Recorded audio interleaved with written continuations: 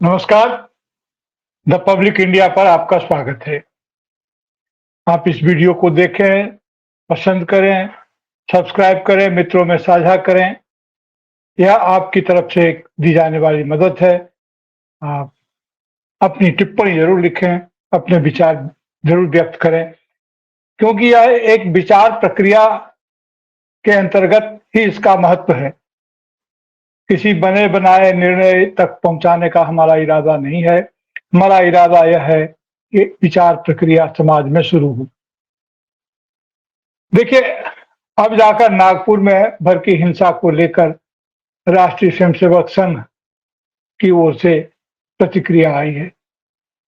पिछले दिनों 17 मार्च से लेकर के और लगातार इस बात को लेकर के हंगामा होता रहा। दिल्ली में जो वक्फ बोर्ड की मीटिंग हुई थी उसके बाद 17 मार्च को ही, और उसमें जो मांगे रखी गई और जिस तरह की बातें हुई उसको लेकर के ये हंगामा होता रहा। अब औरंगजेब की कब्र को हटाने की बीएचपी और अन्य संगठनों की मांगों के जोर पकड़ने पर यह बात समझ में आई है राष्ट्रीय स्वयंसेवक संघ और उनके कर्णधारों को कि मुगल बादशाह का मामला अब आज के समय में प्रासंगिक नहीं है। राष्ट्रीय स्वयंसेवक संघ के अखिल भारतीय प्रचार प्रमुख सुनील आंबेडकर का कहना है कि किसी भी तरह की हिंसा समाज के लिए ठीक नहीं है। यह बात तो बिल्कुल सही है, लेकिन यह समझने में और कहने में या मानने में इतना समय लग गया। इतना समय यानी पूरे 100 साल।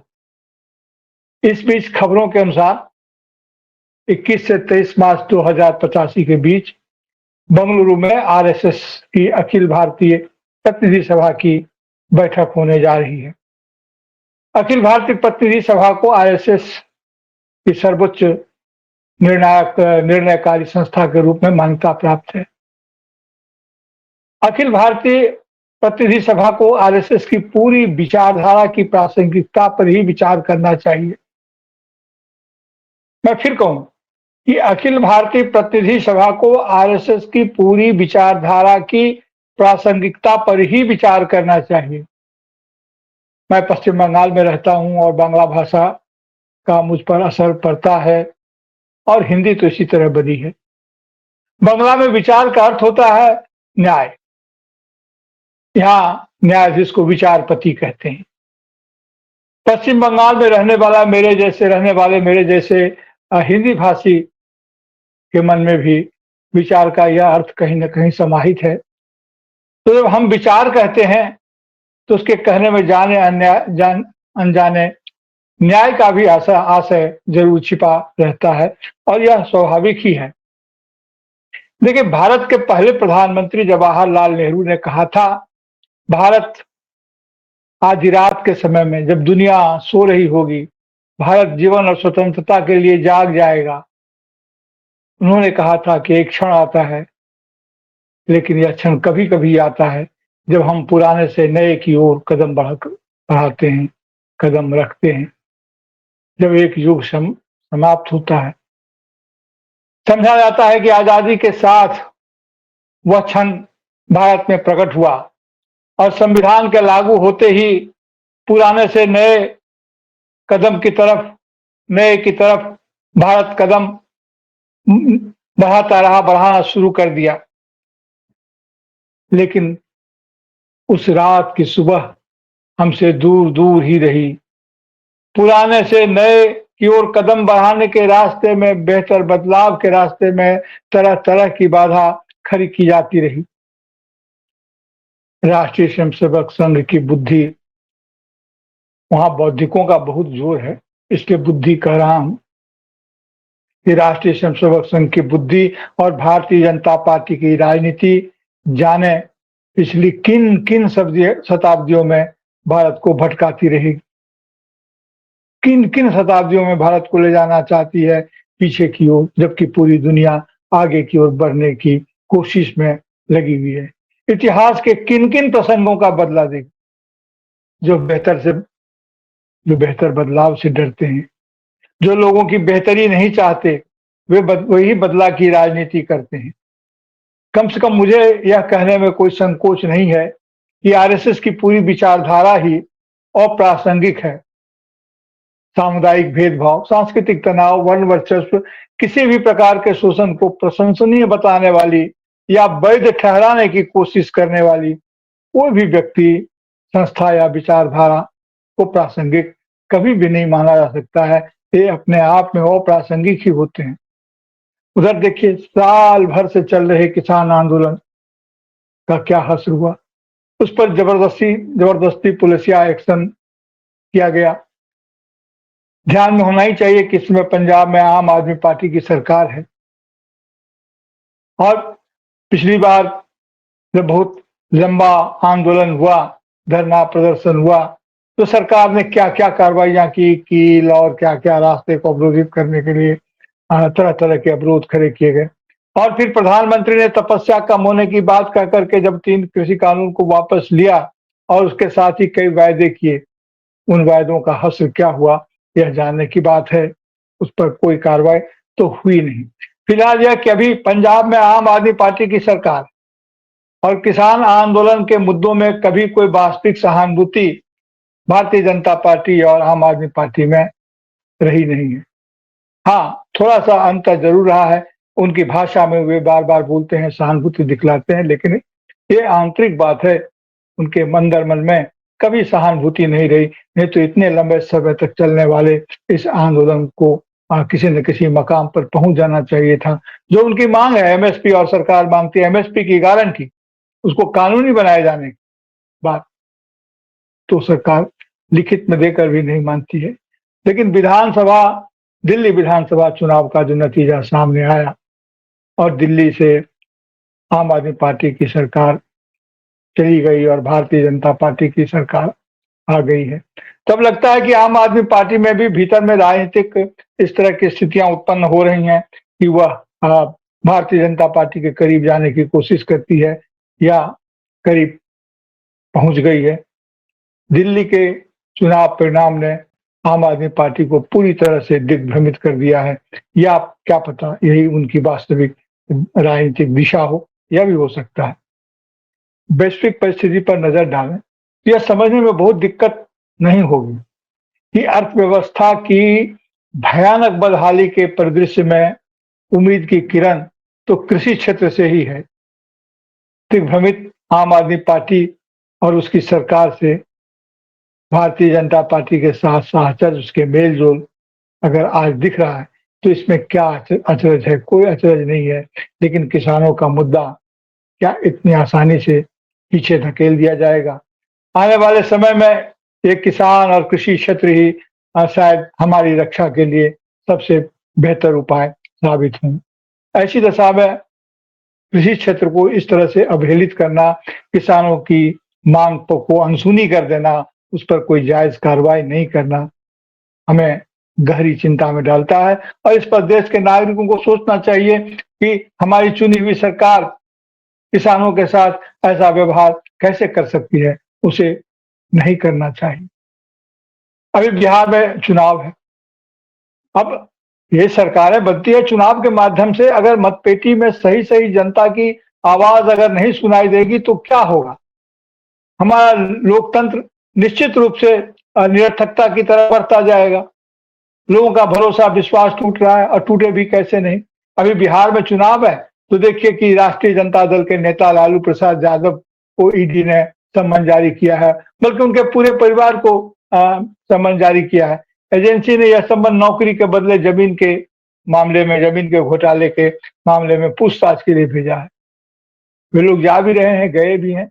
अभी पहले तो इसकी शुरुआत, जांच की शुरुआत सीबीआई ने शुरू की थी। फिर इसमें मनी लॉन्ड्रिंग का एंगल सामने लाया गया और अब उसमें ईडी, क्योंकि ईडी के पास अभी बहुत सारे ऐसे अधिकार हैं, उसको इतना इतना शक्तिशाली बना दिया गया है कि ईडी से सभी डरते हैं। तो ईडी की भी एंट्री हो गई इस केस में और आरोप पत्र, चार्जशीट अदालत में दाखिल किया जा चुका है। अब फिर पूछताछ के लिए बार-बार बुला रहे हैं। अब घोटाला हुआ या नहीं हुआ, यह तो ईडी ही बता सकती है। ईडी की जो सक्सेस रेट है वो और चिंताजनक है कि गिरफ्तार तो उन्होंने कई लोगों को किया, कई नेताओं को किया, कईयों पर केस चलाए, आरोप पत्र दाखिल किए, लेकिन जो नतीजा निकलता है वो तो सामने है उनका दर्द। तो अदालत में ये बताया जा सकता है, लेकिन लोगों की नज़र में यह बात गड़ जाती है, यह बात धँस जाती है कि हर बार चुनाव के समय में ही ऐसे मुद्दों को सिर पर उठाकर ईडी क्यों नाचने लगती है? चुनाव और ईडी के बीच चोरी-दामन का सम रिश्ता बन गया है। नौकरी के बदले जमीन का मामला 2004-2009 के बीच का मामला है, पुराना मामला है, जब यूपीए की सरकार में लालू प्रसाद यादव रेल मंत्री हुआ करते थे, ये तब का मामला है। तेज प्रताप यादव और श्रीमती राबड़ी देवी को 18 मार्च को शायद बुलाया गया, लालू यादव को 19 मार्च को बुलाया गया और उनको पूछताछ किया गया है, इरादा क्या है? इरादा ये है कि कहने की जरूरत नहीं है कि इरादा ये है कि बिहार में विधानसभा का चुनाव है। हाँ, चुनाव अभी दूर है, लेकिन बिहार विधानसभा के चुनाव को लेकर राजनीतिक गतिविधि शुरू हो गई है। तो जाहिर है कि चुनाव के हर फ्रंट का सक्रिय होना तो स्वाभाविक ही माना जा सकता है और यह मानने में अब किसे संकोच है कि ईडी की भूमिका चुनावी फ्रंट की तरह होती जा रही है, हो गई है बल्कि। तो बिहार विधानसभा के चुनाव में सत्तारूढ़ राष्ट्रीय जनतांत्रिक गठबंधन एनडीए के मुकाबले स्थानीय तौर पर महागठबंधन और व्यापक तौर पर कहें तो इंडिया गठबंधन है। कहना न होगा कि महागठबंधन का मुख्य घटक दल राष्ट्रीय जनता दल है। लालू प्रसाद यादव राष्ट्रीय जनता दल के महत्वपूर्ण शिल्पकार है, महत्वपूर्ण नेता है। लालू प्रसाद यादव राष्ट्रीय जनता दल के नेता होने के साथ ही साथ इस समय में जो प्रखर युवा नेता हैं और उसके तेजस्वी यादव जी के पिता भी हैं। तो जाहिर है कि तेजस्वी यादव पर राजनीतिक और पारिवारिक दबाव बनाने और लगातार दबाव बढ़ाते रहने के लिए सारी कार्रवाइयां हो रही है। तो क्या तेजस्वी यादव के लिए यह दबाव इस चुनाव में असहनीय हो जाएगा और वे उनकी बात के करीब पहुंच जाएंगे या भारतीय जनता पार्टी के मुराद के अनुसार काम करने लगेंगे?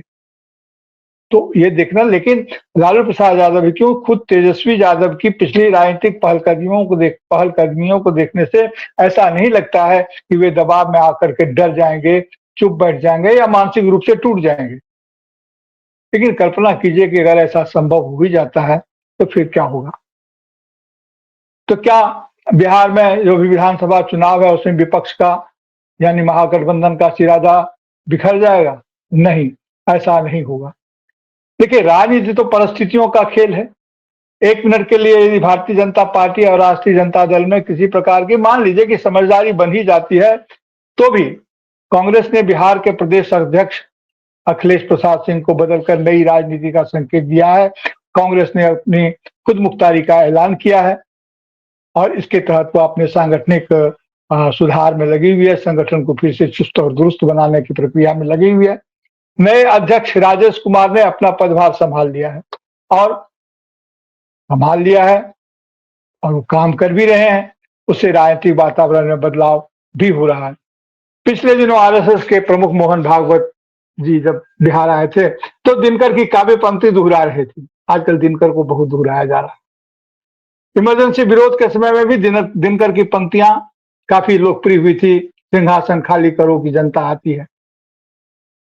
तो मोहन भागवत दिनकर की पंक्तियां रस्मरखी से उद्धृत कर रहे हैं।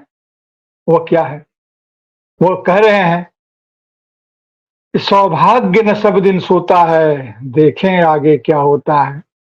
भगवान श्री कृष्ण ने दुर्योधन से मिलने के समय में ये कहा था, पांडवों की तरफ से कहा था।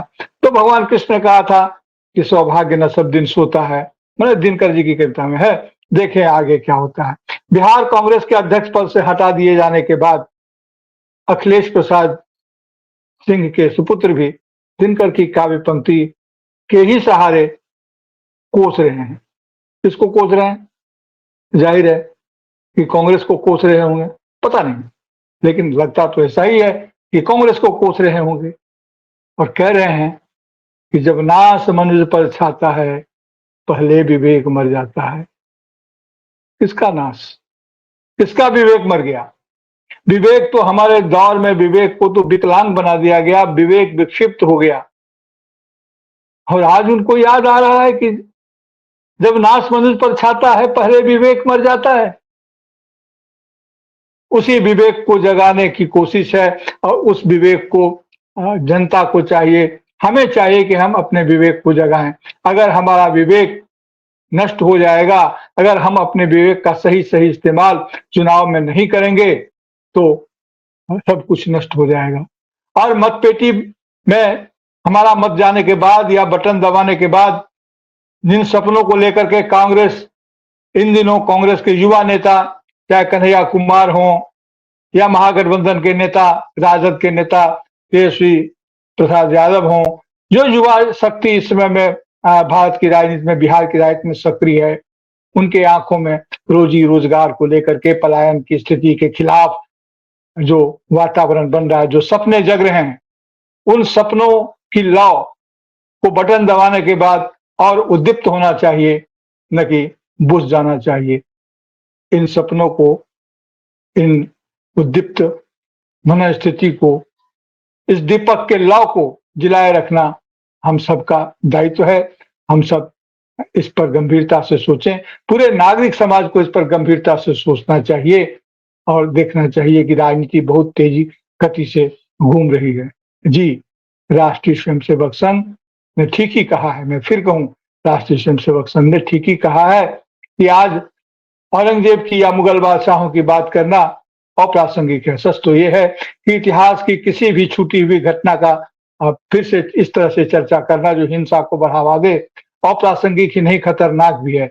हमें इतिहास की तरफ देखना तो चाहिए, लेकिन इतिहास की तरफ बढ़ना नहीं चाहिए, हमें बढ़ना आगे है। इतिहास का बोझ हमारी पीठ पर रहे, वो छाती पर न लदे, तो हमें हिंसा मुक्त समाज बनाना ही चाहिए। इसी के लिए तो लोकतंत्र है। लोकतंत्र इसी के लिए ज़रूरी है कि संसाधनों का न्यायपूर्ण वितरण हो। इन तमाम बातों पर सोचने की ज़रूरत है, आज भी, कल भी और आगे भी। आपसे अनुरोध है कि अगर आपको ये विचार पसंद आते हों, अच्छे लगते हों, तो आप निश्चित रूप से इस पर अपनी राय दें, अपने दोस्तों तक इसे पहुँचाएँ और इसे सब्सक्राइब करें, लाइक करें और आप जो भी कर सकते हैं, क्योंकि यही आपका योगदान होगा वर्तमान राजनीतिक परिस्थिति से निकलने का। फिलहाल तो धन्यवाद, आभार, फिर मिलते हैं। जी, धन्यवाद।